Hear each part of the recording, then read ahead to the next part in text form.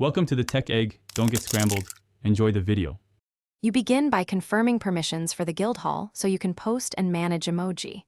Once done, open CRK chat settings and enable custom emoji or shortcut support. This lets you bypass default sets. Next, upload 1 to 3 emoji, naming them clearly so members find them quickly.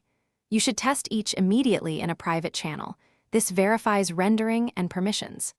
Keep files under platform limits to prevent upload failures, and make a note of any naming rules. Now you integrate emoji into daily Guild workflows by mapping them to shortcuts and relevant roles. You do this so reactions trigger recognition and role tags correctly. Then organize emoji into folders or categories, because structured access saves time during events and raids. Test each emoji in announcements, pinned messages, and as reaction choices, observe appearance on desktop and mobile. If an emoji looks off, try different file formats or sizes. Make sure all members have the latest client so rendering remains consistent. To finish, announce the new emoji set and concise usage rules so everyone understands naming and etiquette. This prevents misuse. Then monitor usage actively for a day or two, remove duplicates and adjust shortcuts to avoid conflicts with chat commands.